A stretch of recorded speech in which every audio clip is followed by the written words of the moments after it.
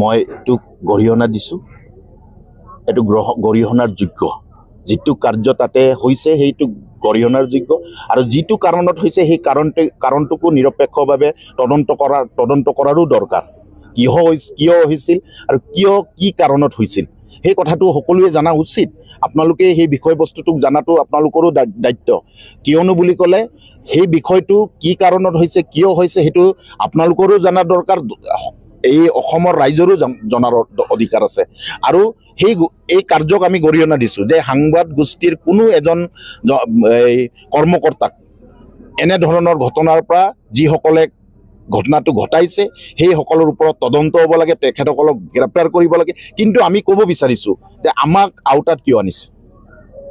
যদিহে আমি যদি তাতে জড়িত আছোঁ তেতিয়াহ'লে আইনীভাৱে আপোনালোকে ব্যৱস্থা গ্ৰহণ কৰি আমাক গ্ৰেপ্তাৰ কৰাৰ ব্যৱস্থা কৰক। কিন্তু ছ'চিয়েল মিডিয়াত আজি যিটো বা এই প্ৰাগ নিউজে বা প্ৰতিদিন টাইমে যিটো ধৰণৰ এটা ঘটনা ঘটাই বাৰংবাৰ দি আছে, তেখেতসকলক অনুৰোধ কৰিব বিচাৰিছোঁ নিৰপেক্ষ তদন্ত কৰি মেলি সেই ব্যৱস্থাটোক আগুৱাই নিয়ক। আৰু সেই TMPKৰ নামটোক সাঙুৰ কৰা, তিলক দলেক নহয়, TMPK কৈ আছোঁ আমি। TMPK মাজত আনি যি এটা TMPKৰ নামত সেউ পৰ্যন্ত আমাৰ যিটো সন্মান নাক কৰিছে তাক কিন্তু আমি ব্যৱস্থা ল'ম। তাৰ কাৰণে জগৰীয়া কিন্তু প্ৰাগ নিউজ হ'ব। তাৰ প্ৰাগ নিউজৰ সেইজন মাধুৰ্য শইকীয়া হ'ব।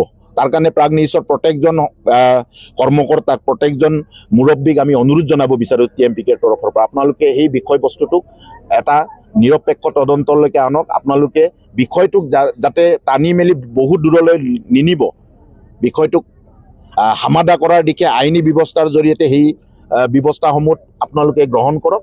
নহ'লে আপোনালোকে যিটো ব্যৱস্থাৰ জৰিয়তে আগবঢ়াই নিছে, আমাৰো যিটো অন্য সাংবাদ মাধ্যমৰ জৰিয়তেও আমি তাৰে ফটোবোৰ কালেকশ্যন কৰিছোঁ, আৰু সেই ফটোবোৰৰ পৰা আমি দেখা পাওঁ যে তেখেতে কোনো কেমেৰা নিয়া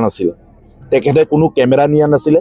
আৰু আপোনালোকৰ যিবোৰ ব্যৱস্থাপনাৰ জৰিয়তে তাতে সংবাদ সংগ্ৰহ কৰে বুলি আমি গম পাওঁ, সেই সংবাদৰ বস্তু বাহিনী তেখেতসকলৰ হাতত নাছিলে বুলি আমি আপোনালোকৰ সংবাদ গোষ্ঠীৰে সহকৰ্মীৰ পৰা আমি জানিব পাৰিছোঁ দেই।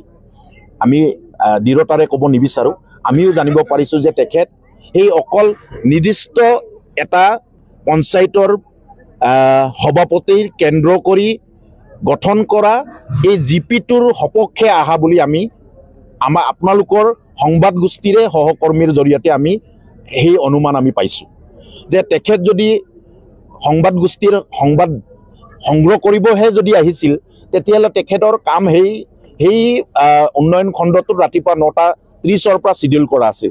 9:30 তেখেত কিয় নাছিল, সেই কথা বতৰাবোৰকো আপোনালোকে তদন্ত কৰাৰ দৰকাৰ। কাৰণ আপোনালোকে নিৰপেক্ষ।